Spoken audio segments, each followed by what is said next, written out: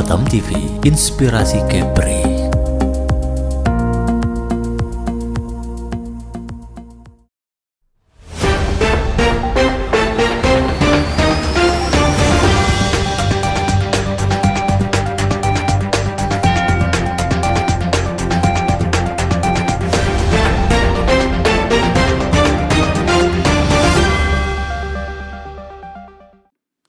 Halo pemirsa, kembali lagi dengan saya Rizky Ramadhani Simangunsong dalam catatan redaksi Batam TV. Talk show EHD singgah di sekolah bersama RSJKO Kepulauan Riau.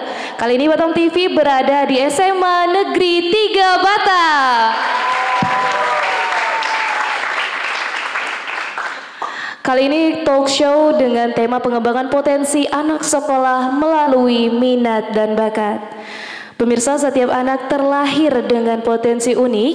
Tugas kita sebagai orang tua, pendidik, dan masyarakat adalah membantu mereka menemukan, mengasah, dan menyalurkan potensi tersebut ke arah yang positif dan produktif. Nah, untuk menggali lebih dalam tentang bagaimana bakat dan minat bisa menjadi kunci keberhasilan siswa, hari ini kita sudah hadirkan dua narasumber istimewa yang akan berbagi dari sudut pandang institusi dan juga kesehatan mental. Sudah siap? Sudah siap? Mari kita mulai dialog hari ini khusus untuk Anda. Telah hadir bersama kita Direktur RSJKO EHD Kepulauan Riau, Dr. Asep Guntur MARS. Selamat datang, Dok. Selamat pagi. Selamat pagi. Terima kasih. Gimana kabarnya, Dok? Sehat? Alhamdulillah baik, sehat. Perjalanan dari Bintan ya ke sini aman? Aman. Oke, baik. Selanjutnya dan telah hadir juga psikolog klinis EHD Kabupaten Bintan, Mbak Rizka Nova, SPSI, MTSI. Halo Mbak, selamat datang. Selamat datang, selamat pagi. Sehat Mbak? Alhamdulillah. Aman semua? Aman. Aman. Baik, untuk itu kita bertanya atau menggali informasi yang lebih dalam tentang RSJKO Engku Haji Daud kepada Direktur RSJKO. Boleh Mami? Boleh saya bertanya? Boleh. Baik Pak, di sini tentang program RSJKO EHD Singgah di Sekolah. Ngomong-ngomong tentang program EHD Singgah di Sekolah, boleh dong Pak jelaskan sedikit gambaran RSJKO EHD Engku Daud ini itu berada di mana dan apakah program ini akan berjalan seterusnya atau ada periode tertentunya? Oh, silakan Pak. Ya, baik, terima kasih. Ini saya pantun kedua tadi, pantun bom. Oke, boleh. Pantai Marina tahu nggak? Pantai Marina tempat inspirasi. Pemandangannya indah, cantik, berseri. Terus adik-adik berinovasi dan kembangkan potensi untuk Kepulauan Riau maju dan berdikari. Baik, langsung menjawab pertanyaan tadi. Jadi EHD ini terus melakukan inovasi dan juga pelayanan EHD itu selain tadi disampaikan pelayanan untuk treatment ya, untuk penyembuhan untuk pasien-pasien, juga kami tahun ini mulai untuk melakukan edukasi juga untuk promosi. Jadi sesuai dengan salah satu unggulan dari EHD itu adalah layanan untuk anak remaja ya. Tahun ini juga kami sedang melakukan pembangunan untuk gedung anak remaja juga termasuk IGD, penunjang dan lainnya. Nah, ini kegiatan EHD Singgah ini adalah bagian dari kepedulian kami karena anak remaja ini adalah fase yang harus dilalui dengan baik, dengan sukses ya. Kalau fase ini ada masalah, ini berpotensi untuk berlanjut ya. Jadi ada data bahwa pada usia-usia 10 sampai 19 tahun ini masa-masa rentan gitu. Kalau ada gangguan jiwa yang kronik itu, nah biasa dari sini. Nah, sebaliknya fase ini juga adalah fase saatnya untuk pengembangan diri, untuk bisa menemukan potensi diri itu. Nah, karena itu program ini memang berawal nih Mbak. Ini program EHD Singa yang pertama kali di SMA Negeri 3 di Batam ini, dan insya Allah akan berlanjut ya tentu dengan ketersediaan kami juga gitu ya, nanti termasuk keluar selain Batam juga ada, nanti kami hanya mungkin kami sesuaikan juga dengan nanti anggaran yang tersedia.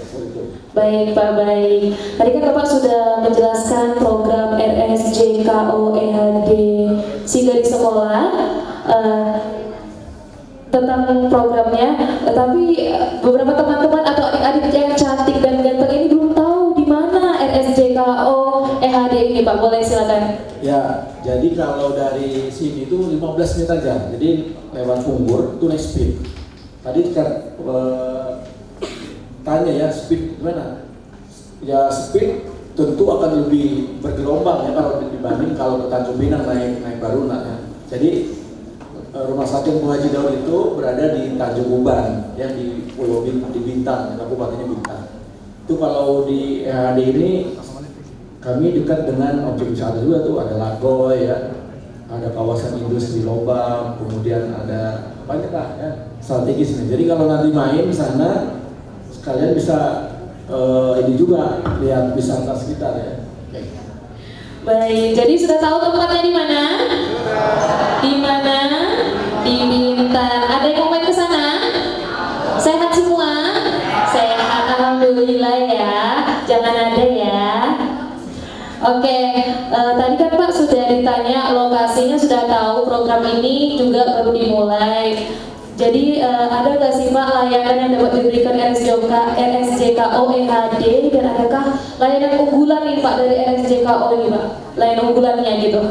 Silakan Pak. Ya, layanan unggulan kami ini yang pertama itu ada namanya medical check up ya. Jadi medical check up baik fisik, rohani, dan itu 1 hari aja.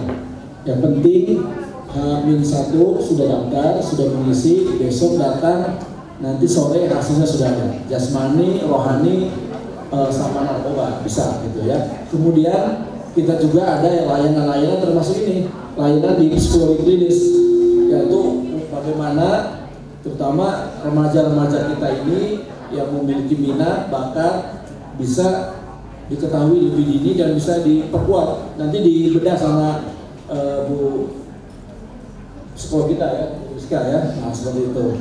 Nah, jadi kemudian yang kedua kita juga ada layanan unggulan untuk anak remaja. Nah, anak remaja ini ada konsulennya Dr. Lina ya, Dr. Lina spesialis kedokteran jiwa, konsultan anak remaja, dan juga bisa diakses melalui layanan yang namanya Tejo ya. Tejo bukan yang jual itu ya, bukan Pak Tejo, bukan nih. Tejo kepanjangan dari telekonsultasi jiwa online. Jadi remaja sekalian, kalau misalnya saya lagi galau nih, lagi nggak enak, lagi diputusin pacar, jangan ke Barelang atau nanti curhat, jangan.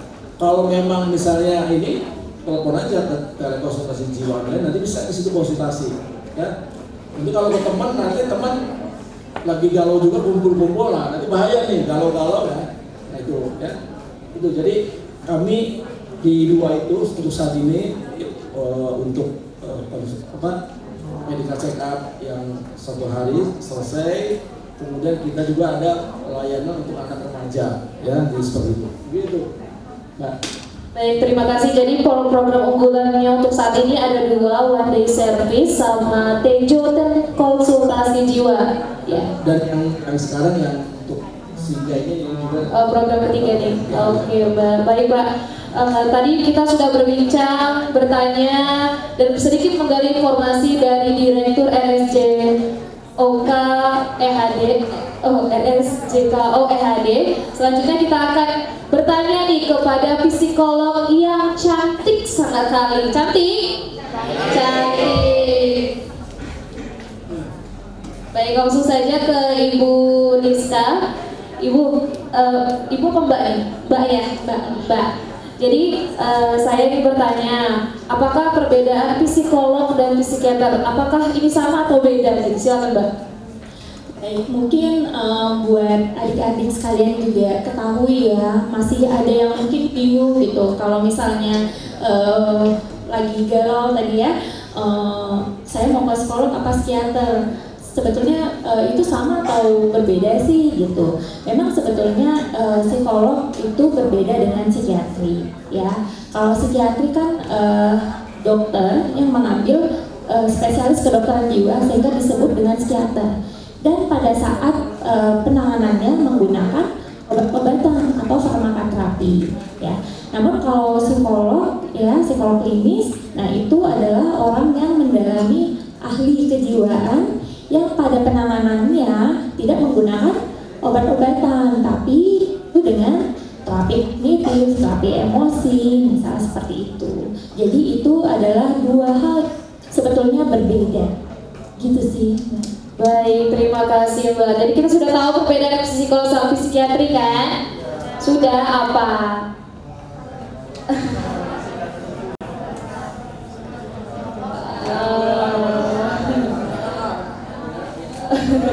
Baik, nanti kita akan ada segmen pertanyaan bertanya kepada narasumber, oke? Tadi kita sudah tahu perbedaan psikolog dan psikiatri, Mbak. Saya ingin bertanya, bagaimana pandangan segi psikolog perkembangan anak dan remaja saat ini? Bagaimanakah kaitan antara kesehatan mental anak dan perkembangan bakat dan anak? Ya, memang perkembangan anak khususnya remaja saat ini ya, ini mungkin sangat berbeda sekali dengan perkembangan remaja-remaja sebelumnya. Mungkin Mbak juga mengalami, melihat, merasakan juga pasti rasanya dulu kayaknya nggak semaju ini teknologi, mungkin dulu nggak seaktif dan mungkin remaja dulu kan kita lebih banyak menuntut segala sesuatunya hanya di sekolah. Kalau sekarang kan akses semua teknologi banyak. Nah, tentunya dengan kondisi itu banyak sekali tuntutan terhadap remaja ya.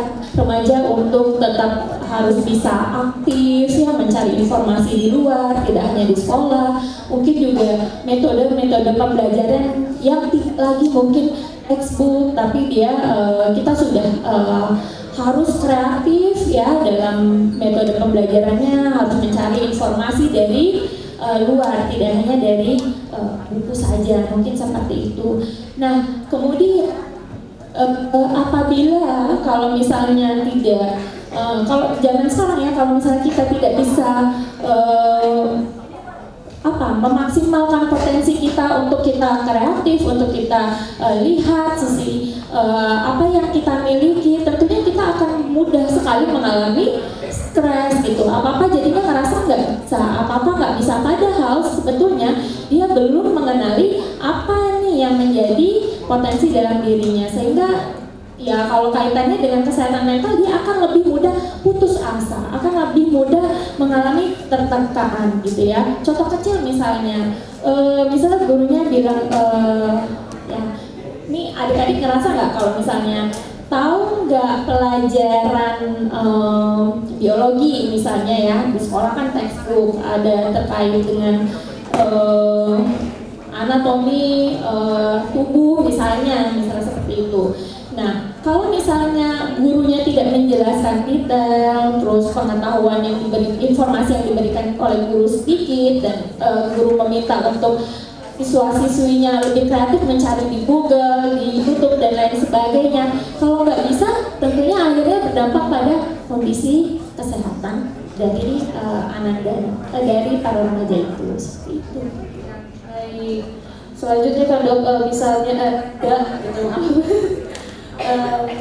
tadi kan si anak ini punya bakat, tapi dia itu punya masalah mental, Mbak. Jadi dia nggak berani mendalami bakatnya itu. Itu ada nggak sih penanganan dari psikolog terhadap anak tersebut? Silakan, Mbak. Ya, baik. Nah, kalau misalnya ini ya, yang lebih dominan mungkin masalah kesehatan mentalnya. Padahal seperti mungkin tadi Bapak Direktur saya juga bilang, setiap orang pasti punya potensi. Begitu seseorang ya lahir ke dunia pasti punya potensi-potensi. Sayangnya tidak semua orang mengetahui apa sih potensi yang mereka punya, mereka miliki. Karena apa? Ketutup dengan kondisi kesehatan mentalnya. Ya, yang paling sering fenomena misalnya lagi berantem ya, misalnya lagi berantem sama teman, sama orang tua, misalnya lebih mengedepankan emosionalnya, jadinya berdampaknya malah panjang, berdampaknya kepada akademik, jadinya yang tadinya dia berprestasi, akhirnya prestasinya jadi menurun, sehingga itu pasti akan tidak kelihatan potensi-potensi yang dimiliki. Jadi alangkah baiknya kalau misalnya memang ada kondisi-kondisi kesehatan mental yang terganggu, tanda-tanda misalnya kayaknya udah mulai ngerasa beban, udah mulai belajarnya menurun, nilai-nilainya menurun, terus juga mungkin tadinya pengen main olahraga sama teman-teman, tiba-tiba jadi pengen di kelas aja, dan itu panjang gitu ya, maksudnya tidak sehari dua hari, udah semingguan misalnya, itu perlu untuk cari bantuan profesional dulu gitu ya, untuk selesaikan dulu masalah emosinya, masalah perilakunya gitu, supaya apa? Supaya tetap bisa potensinya keluar gitu. Tapi ya itu tadi, kalau misalnya stres gara-gara bingung potensinya apa, ya itu yang perlu juga ke profesional untuk digali potensinya. Terima kasih ya Mbak ya. Tadi sudah dijelaskan bahwasannya ada gejala tanda-tanda bahwasannya kita itu mengalami stres, makanya potensi yang kita itu terpendam. Tentu saja langsung saja tadi udah tanya sama Mbak Rizka nih. Saya ingin bertanya lagi ke Bapak Direktur.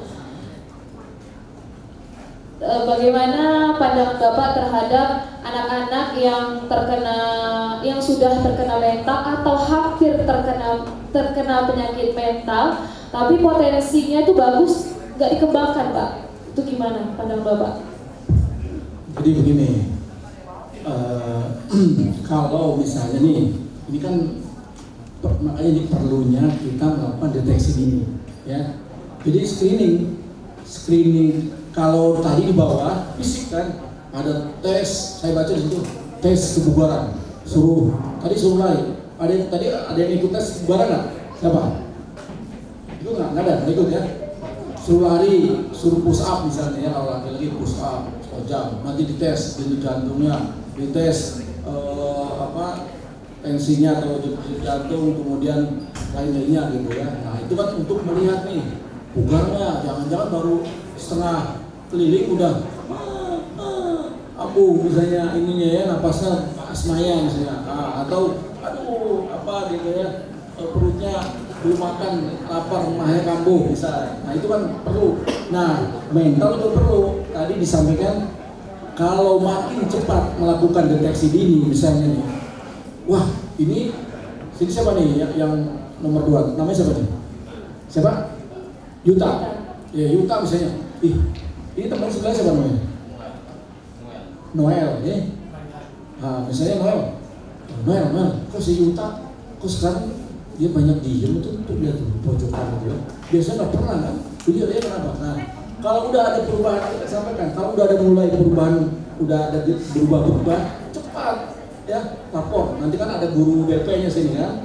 Nah, nanti ditanya, Yuta, kamu kenapa sih gini-gini? Nah, mulai dari makin cepat dilakukan. Kalau tes ada namanya SDK ya, jadi diisi 25 pertanyaan.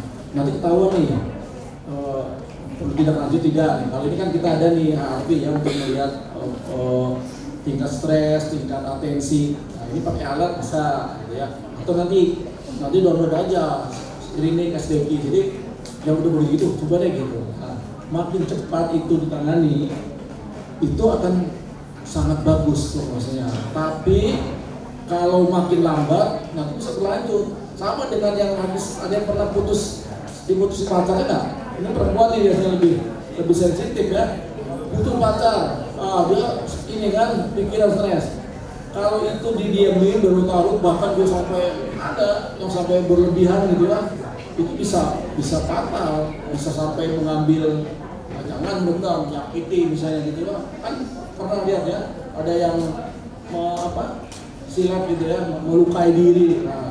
Nah itu, jadi artinya Mbak, makin cepat kondisinya diketahui, bisa mau screening, nanti gurunya, itu cepat dicarikan solusi. Termasuk kalau nanti misalnya wah ini parah nih misalnya rupanya gitu ya, dia perlu penanganan profesional tadi, perlu ke psikolog atau nanti perlu ke poli SPKJ, silakan nanti bisa dengan gurunya. Tapi prinsipnya makin cepat diketahui, makin diberikan treatment yang pas, yang sesuai gitu ya, itu akan bagus.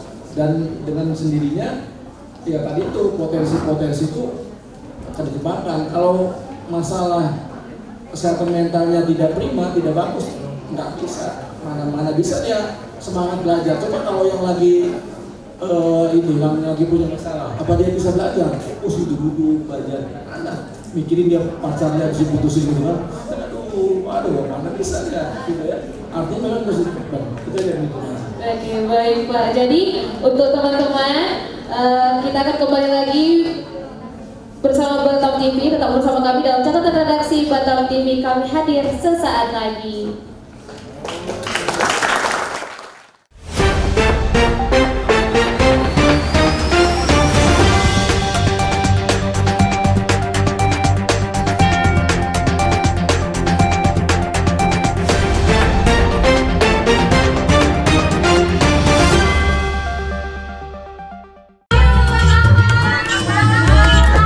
Permisi, Bang Akon, apa sih rahasianya? Ini tipsnya.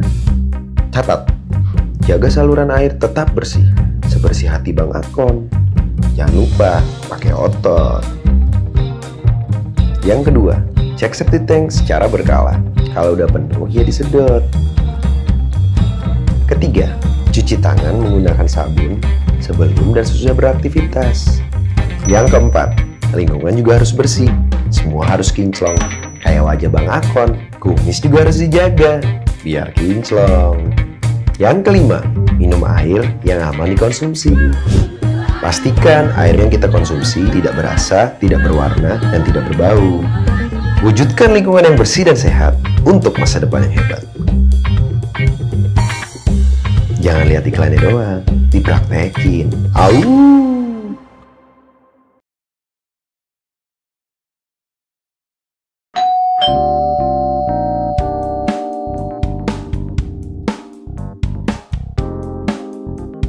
Anak, menantu, dan cucuku, piring ini menjadi panduan untuk asupan gizi kalian setiap hari.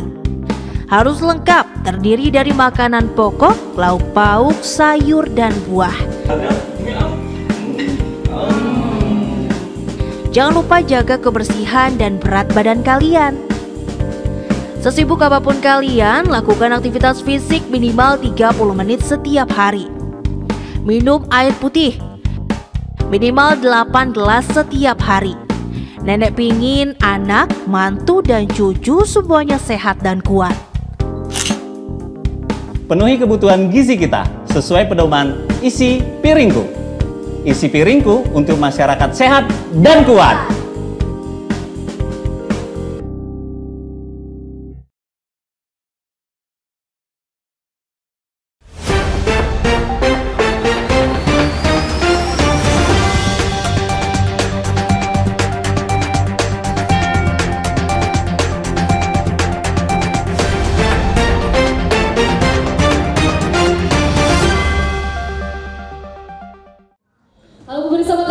Bersama saya kembali dalam catatan redaksi Batam TV.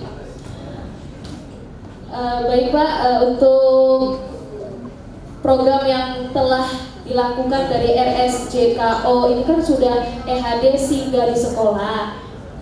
Saya ingin tahu nih, apakah RSJKO memiliki program atau kerjasama dengan sekolah-sekolah dalam mendeteksi dan membina bakat serta minat siswa? Apakah ada nggak Pak? Silakan Pak. Ya baik. Kalau untuk sekolah, memang ini baru pertama ya.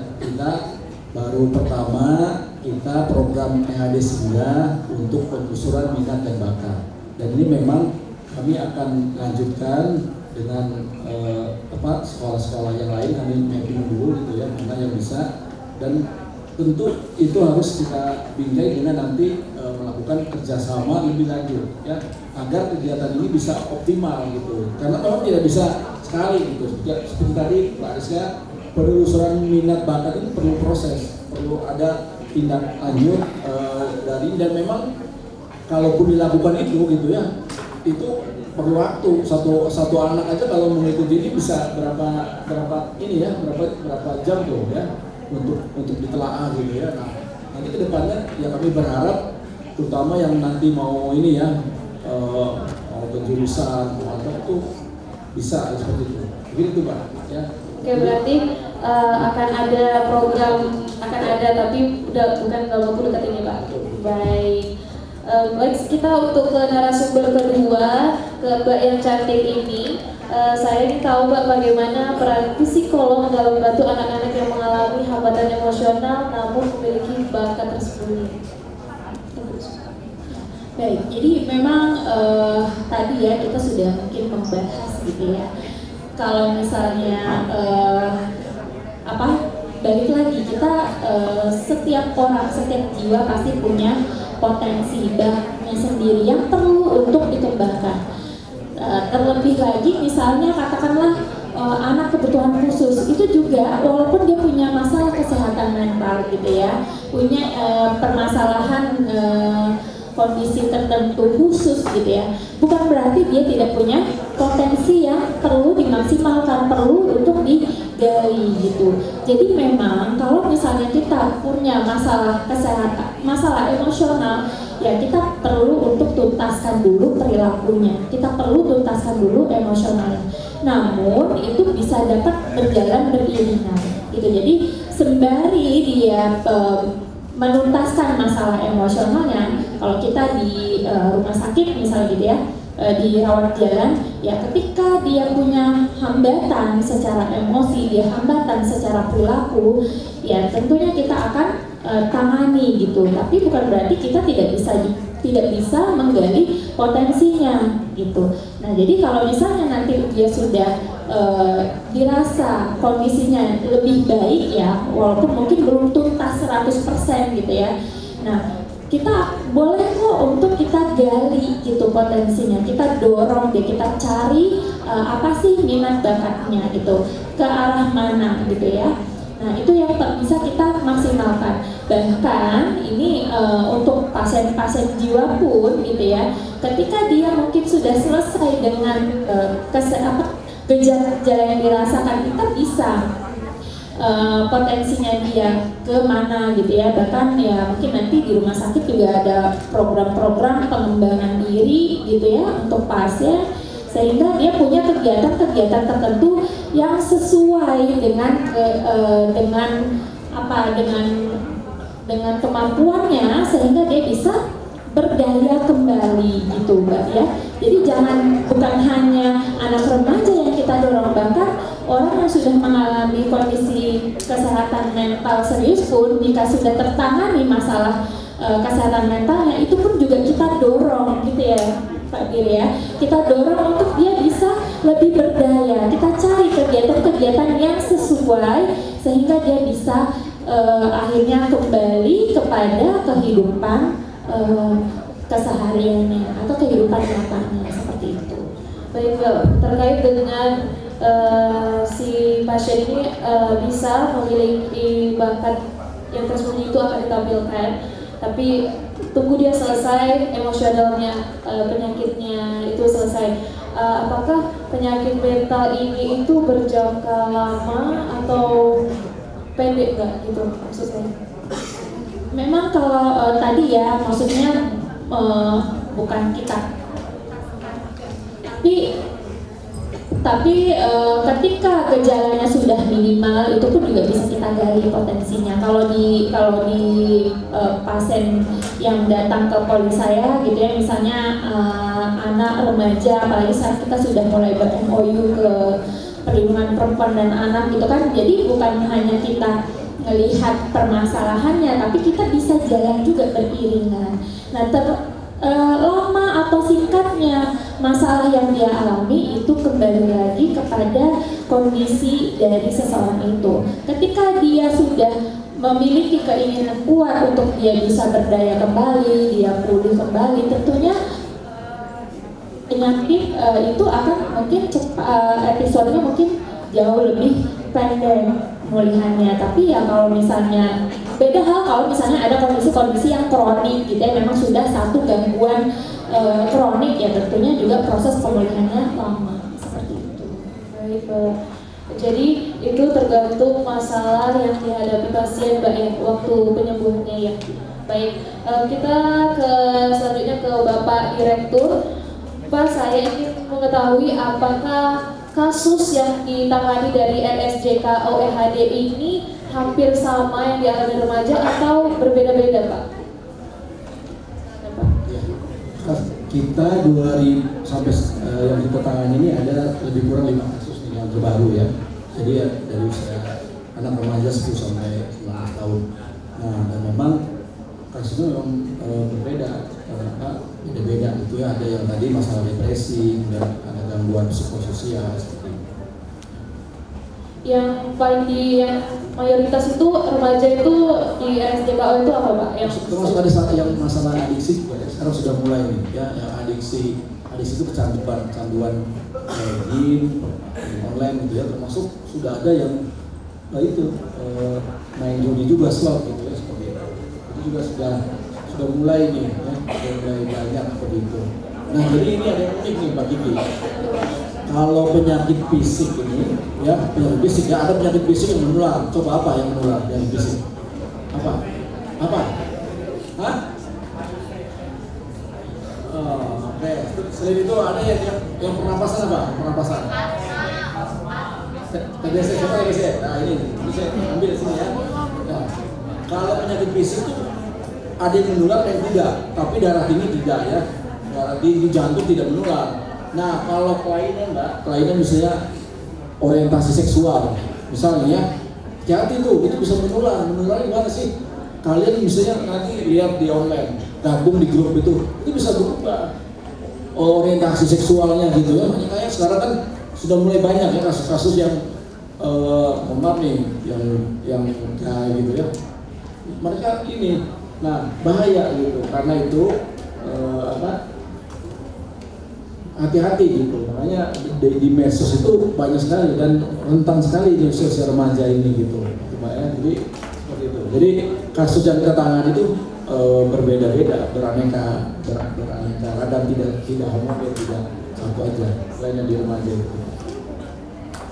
Silakan Mbak Rizka mau menambahkan dari pernyataan Bapak. Mungkin ini ya, karena ini juga berkaitan dengan remaja ya. Jadi seperti yang Bapak Direktur sampaikan gitu ya. Jadi memang di rumah sakit kita variatif sekali permasalahan-permasalahan yang tertangani. Bahkan di tahun 2024 ya, saya bersama dengan dokter subspesialis jiwa anak juga menangani dan merawat inap ya. Kita membantu proses pemulihan anak-anak yang mengalami penyimpangan seksual ya, adiksi perilaku, dan itu kita sudah lakukan. Sehingga sebetulnya kepedulian kami dari rumah sakit itu cukup besar. Jadi seperti yang Pak Direktur sampaikan, jadi kita bukan hanya kepada pasien-pasien dewasa saja, tapi kita sudah menyasar anak-anak remaja yang memang sebetulnya butuh penanganan secara serius terhadap rumah sakit kita nih, rumah sakit jiwa dan ketergantungan obat Poji Daud, sehingga akhirnya anak-anak yang kita rawat inap itu tertangani dengan baik, dan alhamdulillah akhirnya sekarang dia sudah bisa kembali bersekolah seperti sedia kala, yang meskipun masih dalam proses pemulihan dan pendampingan dari kami rumah sakit. Jadi jangan berpikir bahwa ketika seorang remaja sudah mengalami kesehatan mental terus dia tidak bisa kembali sekolah ya. Jadi enggak seperti itu. Jadi meskipun permasalahannya serius, itu tetap bisa kami tangani dan kami upayakan bagaimana dia bisa berdaya kembali dan dapat menjalani hidupnya gitu. Jadi tidak tetap bisa sama dengan teman-teman yang lain seperti itu. Terima kasih Mbak Rizka. Berbicara tentang minat dan bakat, saya ingin mengetahui dari sejak kapan atau bisa dideteksi siswa itu bisa menentukan pembentukan karakter itu yang diharapkan, maksudnya karakternya itu di usia berapa sudah bisa dibentuk. Kalau misalnya pembentukan karakter itu banyak sebetulnya yang mempengaruhi ya, banyak lingkungan, keluarga khususnya. Nah, jadi kalau pembentukan karakter itu sebetulnya dari dini, dari kita bayi, dari kita sudah mulai berjalan. Nah, itu sebetulnya sudah bisa dibentuk karakternya melalui pengasuhan yang positif, lingkungan yang positif, seperti itu. Nah, akhirnya makanya kita kalau adik-adik pernah dengar nggak kalau kata orang tua pernah bilang cari teman-teman yang baik, cari teman-teman yang positif, supaya apa? Iya, supaya karakter, jiwa, mental yang terbentuk itu juga positif, seperti itu. Jadi sebetulnya kalau ditanya mulai dari kapan, sebetulnya dari kita lahir pun kita sudah bisa membentuk. Cuman pemuatan karakter yang sudah terbentuk dari rumah itu, itulah terjadinya di lingkungan sekolah, di lingkungan tempat bermain, seperti itu. Nah, kalau misalnya karakter itu sebetulnya adalah diri gitu. Nah, kalau potensi ini sebetulnya agak sedikit berbeda dengan karakter. Jadi kalau bakat, minat itu adalah potensi lain yang dimiliki seseorang nantinya dia bisa melanjutkan pengembangan kompetensi untuk dia bisa berkarya, seperti itu ya, supaya kedepannya dia bisa berkarya, dia bisa menjalani pekerjaan, dia bisa berkarir sesuai dengan minat bakatnya. Apalagi kalau misalnya memang sudah punya karakter yang baik, karakter yang prima, ya itu akan lebih mudah menyeimbangkan antara dia menjalani potensinya dengan dia memiliki pribadi yang bisa mengoptimalkan minat yang dimiliki. Jadi karakter itu adalah penopang untuk minat bakatnya yang dapat digali mulai dari kapan minat bakat itu. Sejak ini. Kalau karakter ya sih, kalau minat bakat ketika dia sudah lebih punya wawasan. Misalnya saat ini, saat SMA, itu seharusnya sudah mulai baik untuk digali potensinya. Sekarang saya mau tanya, adik-adik sudah punya cita-cita belum? Udah ya. Kira-kira sudah tahu belum mau melanjutkan pendidikan kemana? Ada yang masih bingung? Ada yang masih bingung? Sudah tahu semua ya? Nah, sekarang pertanyaan selanjutnya, ketika adik-adik sudah tahu nih mau melanjutkan pendidikan kemana, nanti akan ngambil jurusan apa, sudah yakin dan mantap belum bahwa itu potensi diri adik-adik? Kan udah mulai kurang kan suaranya? Udah yakin dan mantap belum itu potensinya? Nah, kalau misalnya masih bingung, artinya sebetulnya dia masih bingung, ini potensi saya benar nggak ya gitu. Nah, makanya mulai dari sekarang itu digali, saya nanti benar nggak ya mau jadi polisi, saya benar nggak ya nanti mau jadi dokter gitu, saya benar nggak ya nanti mau jadi teknik gitu ya, teknik apa. Dan kalau misalnya kita kaitkan lagi dengan pengembangan karir, dokter itu kan banyak ya dok ya, spesialisasinya banyak, ada kedokteran jiwa, objin, mata dan lain sebagainya. Begitu pula dengan teknik ya, ada teknik sipil dan lain sebagainya gitu. Nah, kalau kita cuma mengetahui bahwa saya mau sekolah teknik, nah nanti ketika sudah selesai sekolah teknik, bingung, benar nggak saya itu tadinya teknik sipil ya? Harusnya saya kemarin teknik mesin. Nah gitu. Sebetulnya di situ kan sehingga nah itu yang harus digali mulai dari saat ini. Kemarin dok, saya ada pasien SMA 3, saya lupa persis namanya, tes minat bakat ya. Kalau saya dulu kan SMA-nya cuma 2 jurusan ya, mungkin ya, hanya IPA, IPS gitu ya. Terus juga kurikulumnya mungkin kurikulum lama ya, maksudnya sudah baku dari sekolah. Nah kalau sekarang kan dia sudah kurikulum merdeka, yang mana masing-masing pelajarannya itu dipilih sendiri, sehingga Ananda tersebut datang ke poli saya jauh-jauh dari Batam. Kemudian kita tes minat bakat, kemudian kita tes kemampuan kognitifnya, sehingga saya bilang gitu, punya cita-cita? Ya, saya punya cita-cita. Jadi apa? Teknik apa? Nggak tahu gitu. Nah, ketika dia bilang nggak tahu, itulah kita lihat dia senang teknik tapi ada terkait dengan kesehatannya. Ya, mungkin kita bisa sarankan teknik yang kimia gitu ya, yang terkait dengan farmasi, tapi ada tekniknya seperti itu. Nah, sehingga kalau misalnya kita lihat potensi seperti itu, kita bisa lebih mudah menentukan pelajaran. Jadi akan ambil pelajaran apa saja nih di sekolah. Oh, yang pastinya saya harus ambil kimia. Oh, yang pastinya saya harus ambil matematika, fisika gitu. Jadi kalau misalnya itu tidak tergali dengan baik, pastinya akan akan menghambat, bahkan mungkin kalau mau ekstrim lagi merugikan. Karena apa? Jadinya kita keliru dalam memahami potensi diri seperti itu. Baik, terima kasih Mbak Rizka.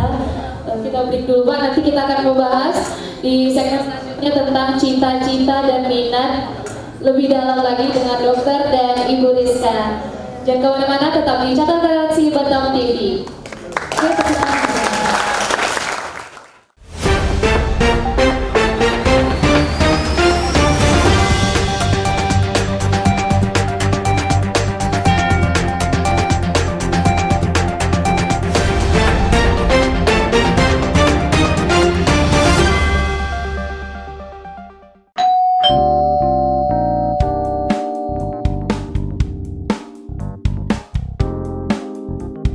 Anak, menantu, dan cucuku, piring ini menjadi panduan untuk asupan gizi kalian setiap hari. Harus lengkap, terdiri dari makanan pokok, lauk pauk, sayur, dan buah. Jangan lupa jaga kebersihan dan berat badan kalian. Sesibuk apapun kalian, lakukan aktivitas fisik minimal 30 menit setiap hari. Minum air putih minimal 8 gelas setiap hari.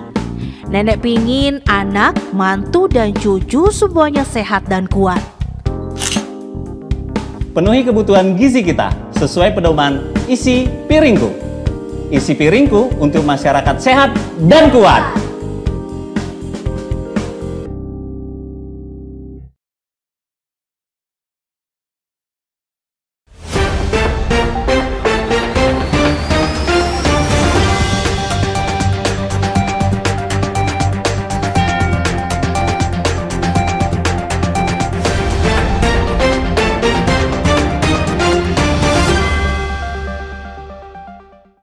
Terima kasih Anda masih bersama kami pemirsa di dalam Catatan Redaksi Batam TV. Ya Bapak, mengenai minat dan bakat serta cita-cita dari adik-adik kita tercinta ini, ada beberapa kasus cita-cita minat itu diatur oleh orang tua. Itu bagaimana pandangannya Pak? Apakah kami sebagai siswa harus tetap mengikuti kata orang tua seluruhnya? Apakah kami akan menentukan kami akan ikutin kata orang tua atau ikutin kata hati? Baik Bapak, silakan. Baik, terima kasih. Jadi ya inilah ada acara ini salah satunya itu ya. Jadi menjembatani. Ini kan EHD Singgah ini dalam hal ini topik kita tentang penelusuran minat bakat ya. Nah, jadi kalau ada jurang, bukan jurang sih, ada perbedaan nih ya Misalnya Noel nih ya, Noelnya ingin jadi perwira TNI, ya dimana orang tuanya pengen jadi dokter gitu ya, atau jadi ahli kesehatan lah apa gitu. Nah disinilah ya, sebenarnya orang tua itu kan tadi disampaikan oleh Mbak Rizka, semua orang tua ya, ini catat nih ya sama Ananda semua nih, semua orang tua cuma beda-beda, ada yang caranya halus ngomongnya ya, ngomongin ada audio tegas. Semua orang tua itu ingin anaknya sukses ya, satu itu masalah satu nih, orang tua itu ingin anaknya sukses berhasil. Nah ya cuma beda-beda penyampaiannya. Nah hanya ini juga anak ini apalagi di remaja nih ya, tentu punya juga kemauan. Nah gimana kalau ada perbedaan seperti tadi ya, kalau tadi oleh Mbak Rizka, coba digali dulu, coba digali Noel ini sebenarnya dari hasil penelusurannya nanti kemana, apa yang ininya yang positif, yang nilainya lebih besar gitu ya, ke arah mana nih, ke arah eksak apa ke arah jangan-jangan ke sastra gitu kan, mau jadi bujang. Nah itu jadi dikomunikasikan. Hanya saya ingetin nih ke Ananda semua ya, mau yang muslim mau yang non muslim semua pasti kita diperintahkan kalau menyampaikan itu, menyampaikan berdiskusi apalagi dengan orang tua, dengan bu guru, pak guru, dengan yang lebih tua, sampaikan dengan cara yang baik ya, jangan pokoknya kalau nggak ini udah nggak mau, jangan ya. Dan kembali tadi digali dulu sebenarnya apa gitu, misalnya Noel atau Agus atau siapa lah ya, atau Mbak siapa tuh yang Ananda yang siswi itu, apa hasilnya, baru diskusi. Pak atau ayah, bunda, ternyata Noel ini loh, ini gini, ini hasilnya nih, ini dari udah diskusi ini dari Mbak Rizka, ini hasil komunikasi seperti itu. Jadi jangan biasakan untuk mempertentangkan, jangan. Dua-duanya sama. Ananda juga pengen sukses sesuai dengan ini ya. Orang tua juga sama. Jadi kalau itu dibicarakan, orang tua tuh nggak ada orang tua yang singa harimau aja sepuas-puasnya saya. Apalagi orang tua, apalagi ini untuk sekolah, untuk kesenangan itu. Terima kasih. Baik, terima kasih Bapak. Jadi dibicarakan dulu ke orang tua secara halus, Pak, Ma, adik maunya ini, gitu ya teman-teman, adik-adik. Iya, baik Mbak, mengenai cita-cita dan minat serta bakat, ada nggak sih Mbak tips and trik untuk adik-adik dalam menentukan minat dan bakat serta cita-cita tidak mengikuti tren? Soalnya beberapa di zaman sekarang ini banyak nih cita-cita ikut tren, minat ikut tren gitu. Silakan Mbak. Iya. Apalagi kalau misalnya trennya apa sih yang lagi viral sekarang? Ya. Maksudnya apa ya, potensi yang ini yang sekarang lagi tren. Oh mungkin sekarang lagi banyak-banyaknya ingin jadi apa sih, kalau konten kreator ya, karena mungkin ya itu ya kita lebih mudah mengakses, melihat oh konten kreator itu kayaknya gitu ya, kayaknya keren banget gitu ya. Terus secara materi kayaknya berlimpah seperti itu. Nah kita sebetulnya ya boleh-boleh saja kalau misalnya memang kita minat dan suka terhadap hal-hal itu. Namun supaya kita mungkin ya kita tidak apa tadi seperti Mbak Kiki bilang, kita tidak ikut-ikutan tren ya. Yang paling penting adalah kita harus pahami dulu ya. Saya rasa apalagi adik-adik semua kan sudah remaja, sudah tahu membedakan mana sih sebetulnya yang saya sukai dan yang saya tidak sukai. Jadi mulai dari situ adik-adik bisa nih pilih dulu mana-mana nih kegiatan-kegiatan yang saya suka, mana-mana nih kegiatan yang saya rasanya kurang suka, seperti itu. Nah itu bisa dipilah-pilih seperti itu. Kalau misalnya memang sudah nanti oh kayaknya saya suka ya dengan dengan pelajaran biologi misalnya seperti itu. Kalau saya senang ya belajar tentang kehidupan kehidupan manusia, atau saya suka ya belajar melihat panca indera secara lebih mendalam, ada saraf apa dan lain sebagainya. Nah, setelah kita pilih-pilih seperti itu, oh ternyata saya kok kurang berminat ya di pelajaran sejarah, saya kurang minat di pelajaran ekonomi misalnya seperti itu. Nah kan kita sudah bisa membedakan, sudah bisa memilah mana yang kita suka dan mana yang kita tidak suka. Nah dari kesukaan kita itu kita nanti bisa kelompok-kelompokkan, saya ini lebih ya, kita kan setiap orang pasti punya rasa, maksudnya punya ini ya, punya bisa merasa potensi kita di mana gitu. Jadi saya suka di biologi, tapi biologinya lebih spesifik nih tentang anggota tubuh manusia gitu ya. Saya suka dipelajari tentang indera. Nah di situ kita sebetulnya sudah punya gambaran bahwa oh kayaknya nanti saya memang senang ke kedokteran gitu. Tapi ya memang kalau mau lebih validnya ya kita harus tes minat bakat seperti itu. Ya kita mungkin nanti di AHD ya Pak Pirya mungkin bisa memfasilitasi itu kali ya. Jadi kita nanti bisa bantu adik-adik untuk menggali kembali potensi-potensinya seperti apa, dan nanti pengembangan karirnya yang sesuai dengan potensi adik-adik nanti seperti apa, supaya adik-adik nanti tidak keliru, tidak tidak wasting time kalau bahasa anak-anak sekarang ya. Jadi tidak buang-buang waktu gitu, karena ya saya pribadi sendiri memang pernah mengalami itu. Saya merasa oke, saya suka bicara, saya suka tampil gitu, sehingga saya dulu sempat kuliah di yang berkaitan dengan marketing, komunikasi dan lain sebagainya. Ternyata kesukaan saya berbicara itu bukan ke arah komunikasi, tapi ke arah lebih ke konseling, sharing, seperti itu.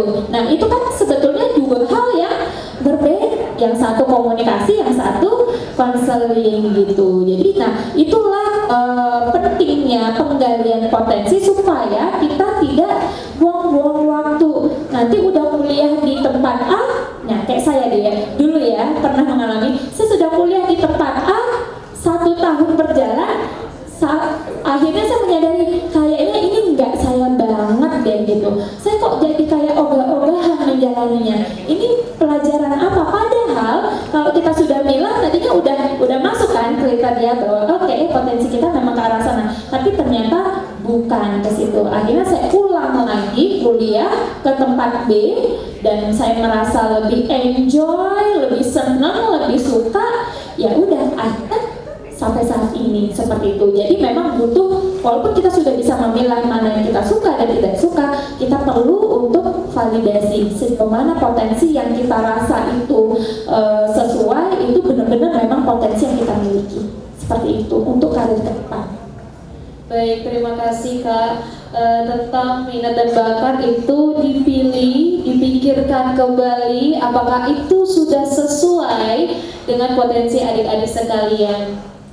Kita ke Bapak ke dokter. Harapan dan rencana RSJKO ke depan untuk ekosistem pendidikan yang sehat dan berbasis potensi anak. Silakan Pak. Ya, baik, terima kasih. Jadi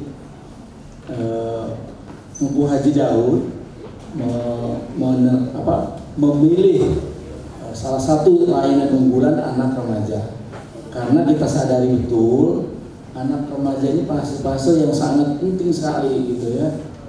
Kalau tadi Mbak Rizka menyampaikan terhadap potensi, kalau kami ini di sini depan ini bentar lagi nggak akan lama, yang justru Ananda semua ini yang akan meneruskan estafet ini, makanya harus kokoh, harus baik seperti itu.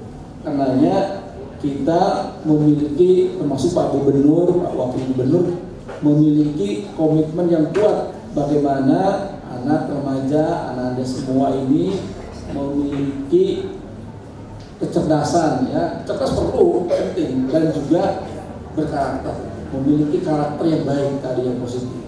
Nah karenanya kami ke depan juga untuk kegiatan penguatan nanti bekerjasama dengan Bapak Ibu guru ya, bagaimana Kita berharap tadi stigma negatif termasuk kasus-kasus bullying sekolah itu tidak, sudah inilah kalau bisa di zero yang nol gitu ya, karena itu nggak akan berhasil kalau masih ada kasus bullying, itu nggak akan anak itu bisa berkembang tadi kalau ada masalahnya. Nah, ke depan juga kami akan melanjutkan kegiatan PHD Singgah ini, selain untuk memberikan edukasi, selain juga mempromosikan sakit juga layanan-layanan kami, juga bagaimana kami berkontribusi dalam pengembangan dan penguatan minat dan bakat. Juga tadi itu yang penting, bagaimana Ananda semua memiliki resistensi, daya tahan, kesehatan mental yang prima, yang top.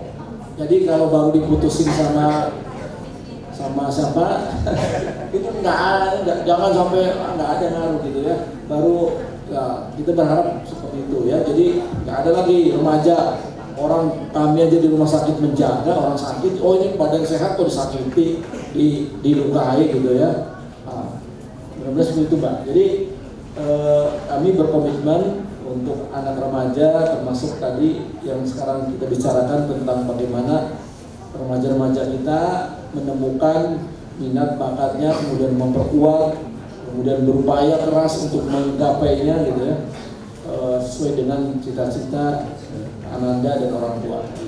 Baik, terima kasih dokter. Jadi satu adik-adik kita bagaimana caranya berupaya untuk menggapai cita minat sesuai potensi yang ada di dalam diri kita. Terakhir untuk Kak Rizka, apakah ada pesan penting untuk adik-adik kita ini dalam menentukan potensi minat bakat serta cita-citanya yang harus selalu diingat adik-adik kita? Silakan Kak. Baik, jadi mungkin terakhir ya, pesan kepada adik-adik, ketika adik-adik punya harapan ya, punya keinginan, galilah sedalam-dalamnya ya potensi-potensi yang adik-adik miliki ya, kesenangan-kesenangan yang adik-adik miliki. Namun apabila itu nanti misalnya mengalami kendala, mungkin kita akan bisa bantu supaya adik-adik nanti tetap bisa berkarya, tetap bisa mengembangkan potensi, sehingga yang kita harapkan dan pemerintah harapkan adik-adik dapat terus berkembang menjadi pribadi yang lebih baik, menjadi pribadi yang unggul dan berkarakter sesuai dengan potensi-potensi adik-adik sendiri, seperti itu. Baik pemirsa, tibalah di ujung acara di talk show EHD Singgah di Sekolah. Bakat dan minat bukan hanya pelengkap dalam pendidikan, tapi bisa menjadi jembatan untuk membentuk karakter dan masa depan siswa yang gemilang. Semoga apa yang kita bahas hari ini dapat menginspirasi kita semua, baik sebagai orang tua, guru, maupun masyarakat, untuk terus mendukung generasi muda menemukan jati diri mereka. Atas nama seluruh kerabat kerja yang bertugas, saya Rizky Ramadan Istimewa pamit undur diri. Terima kasih dan sampai jumpa.